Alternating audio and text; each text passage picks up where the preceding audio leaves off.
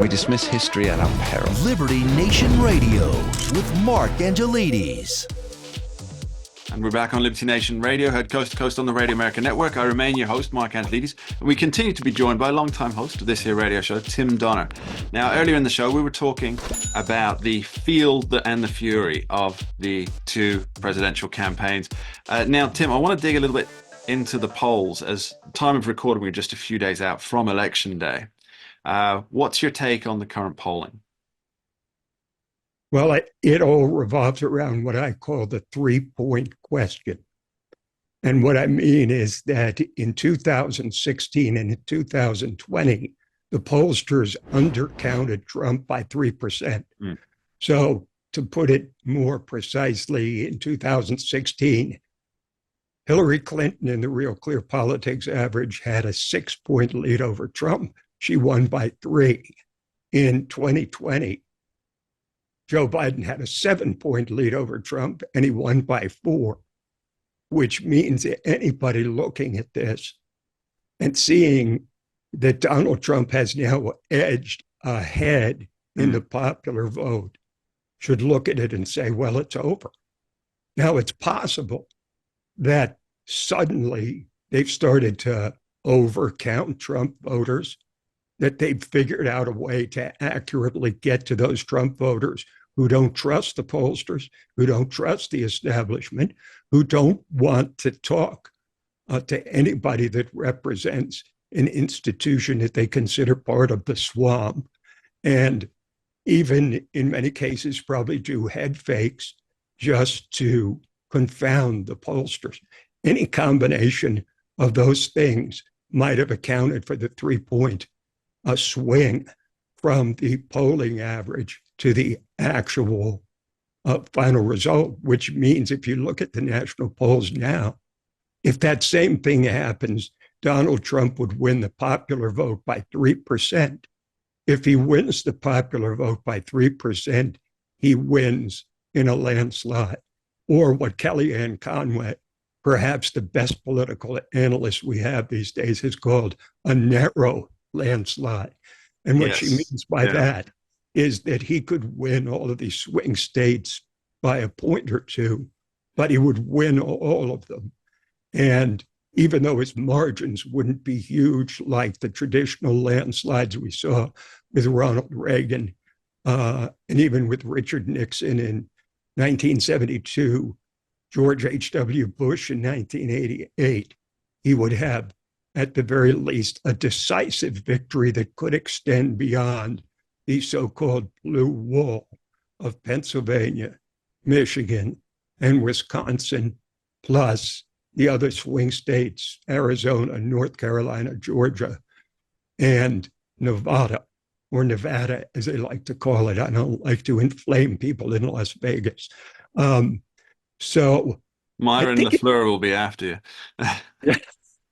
You don't want him on your, no, you don't want him on the others. Wait a minute, do you want him on your side or do you want him on the other side? You always want Lucky Luciano and Myron LaFleur on your side. That's the risk. But I think the polling comes down to this, and I think that Lisa Donner did a great job with her article saying that the pollsters are wimping out.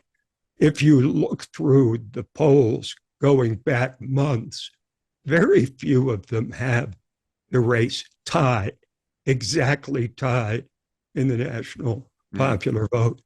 However, I think it's 5 of the last 7 or 4 of the last 5 polls show a flat-footed tie in the national popular vote.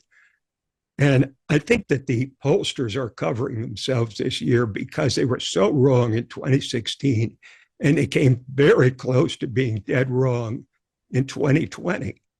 And they were overcounting the importance of the national popular vote and understating the importance of the swing states, the states where the election will actually be decided.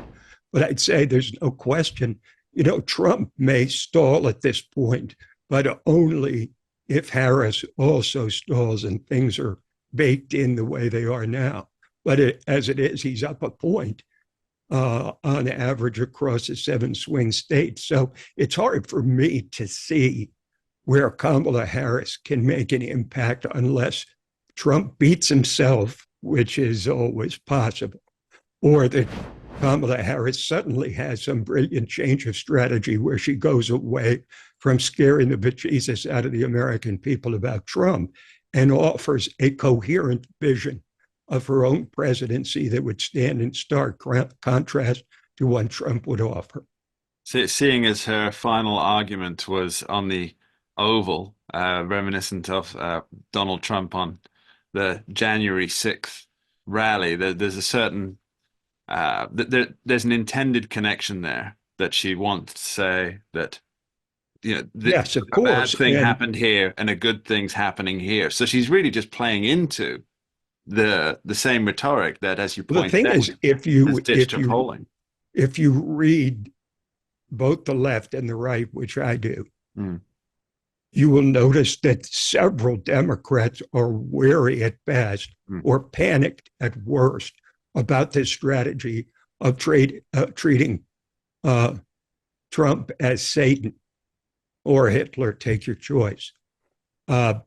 This is a very dangerous game. And I think, to be honest with you, without seeing the results on Election Day, which is coming up shortly, I actually think this is going to hurt her campaign. I don't think it's even a neutral, but she's locked herself in to this strategy by picking the ellipse to make her final message of the campaign dark and dystopian, as opposed to the Trump rally at Madison Square Garden, which a comedian's cruel and sick jokes aside, which I don't think anybody's going to vote on, was really a love fest. It was showing off to the country how diverse his support base can be, everybody from Robert F. Kennedy to Vivek Ramaswamy, from the various people, including Melania Trump, who sang the praises of Donald Trump. It was an impressive coalition of people from various walks of life and various ideologies, I might add, some of which are actually in conflict with each other, which would become an issue if Trump is elected again. But the vibes around the campaign have kind of reversed. It used to be that Trump was flailing away trying to figure out how to attack Harris, and Harris was joyous and feeling it, so to speak. Now, the sense is, as I wrote in LibertyNation.com, that Trump and the GOP are feeling it, and Kamala Harris is trying to figure out some way to break through, because all the clever sound bites and the prepared speeches and the friendly interviews have not done the trick. Yes, if I may expand on that, and I want to borrow some words from the wise sage Kamala Harris. It appears that Donald Trump has been unburdened by what has been, and is just having the time of his life. I mean, he's going out to McDonald's and serving fries. He's appearing on the Joe Rogan podcast, and he appears more relaxed and more energetic than quite literally think I've ever seen him. And yes, he's closer. He is much closer to the Ronald Reagan style happy warrior than he ever has been. And his question, I think, is the question that he led off his Madison Square Garden rally with is essentially the only question facing the voters in the end who go into the voting booth. Are you better off than you were 4 years ago? And not many people feel that way. We're going to continue this conversation after this short break. Don't go anywhere. We dismiss history at our peril. Liberty Nation Radio with Mark Angelides.